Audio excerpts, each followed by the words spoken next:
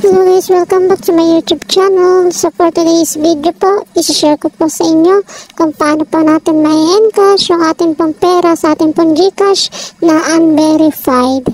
Gagamitin po natin via GPO. So kung ikaw ay bago lang sa aking YouTube channel, huwag niyo pong kalimutan na ako ay subscribe at i-click po ninyo ang notification bell all para ma-notify po kayo sa tuwing meron po akong ganitong klaseng video na ina-upload. At kung ikaw naka-subscribe na, welcome back to my YouTube channel. So ayan guys, bali ito po yung aking GCash account na fully verified. So papakita ko po muna sa inyo yung aking profile. So ayan guys, kung makikita po ninyo, fully verified po tayo. So balik tayo sa home. So ngayon po, sasendan po natin yung akin pong unverified GCash account ng 100 pesos dahil wala po yung laman. So sasendan po natin siya para po magawa natin itong video na to. At para po masundan po ninyo. So sasendan ko po muna siya. Click natin yung send. Click natin yung express send. Ayan, nilagay ko yung kanyang mobile number at yung amount na 100 pesos. Then click natin yung next. So ayan guys, you're about to send money to an unverified GCash user. So ayan po, bali hindi po fully verified yung ating pong GCash account na sesendan. So i-click po natin yung proceed. So sa video po na ito, bali dalawang cellphone po yung ating ginamit. At kung bakit, mamaya po i-explain ko po kung bakit. So click natin yung send 100. So ayan guys, na-send na po. So ayan, you have received 100 of GCash. So i-refresh naman po natin itong isang cellphone. So makikita po ninyo, ito po ay zero balance. So refresh lang po natin. So ayan guys, pumasok na po yung ating 100 pesos.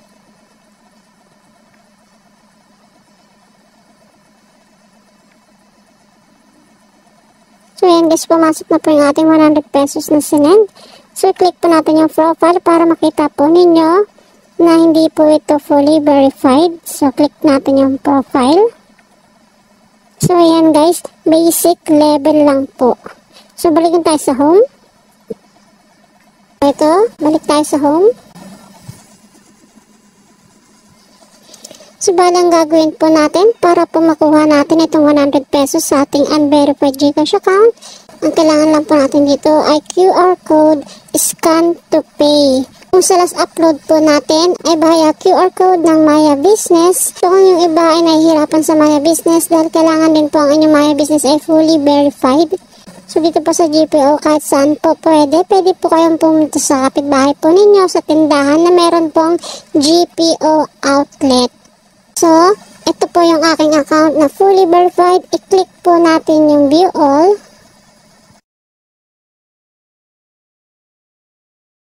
Search po natin yung pera outlet. Ayan yung pera outlet.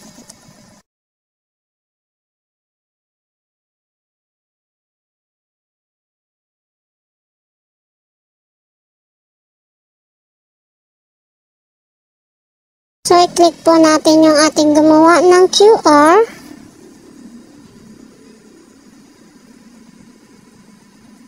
Sa order title, kahit ano po pwede pong ilagay. Amount, ilagay po natin yung 100. Then, i-click po natin yung next. Click po natin yung confirm.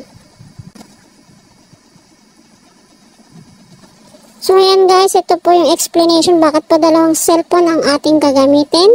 Dahil ito pong QR code ay meron pong expiration. Ito po ay 3 minutes lang po kailangan po ma-scan na po ng unverified GCash para po ma-transfer yung kanyang pera papunta po sa GPO. So let's start.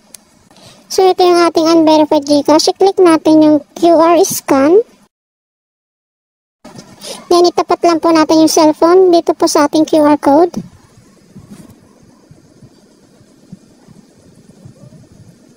So, i-click po natin yung pay 100.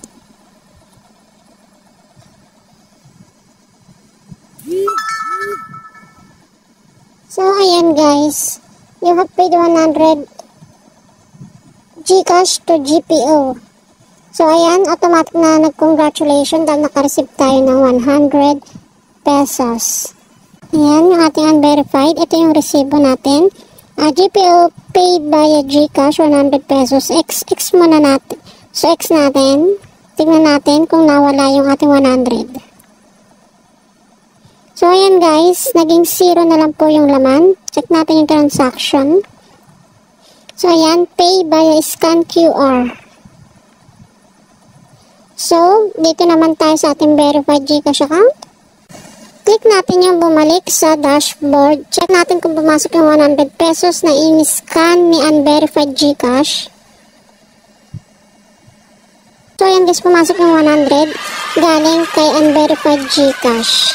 So, paano naman makukuha itong 100 ay pinasok natin sa ating GPO para mai-transfer sa verified account ng ating client. Click po natin yung pa-cash in. Select po natin yung cash in via GCash mobile number. So, i-type lang po natin yung amount, 100 pesos. So, dito po, ang minimum po dito ay 100 pesos. At, meron po itong charge na piso. So, ayan guys, i-type po natin dito yung GCash number po ng ating paglilipatan. Dun po sa may fully verified na GCash account. So, i-type natin. So, syempre, ililipat ko siya sa aking GCash na fully verified. Click ko po ang next. So, click po natin yung submit.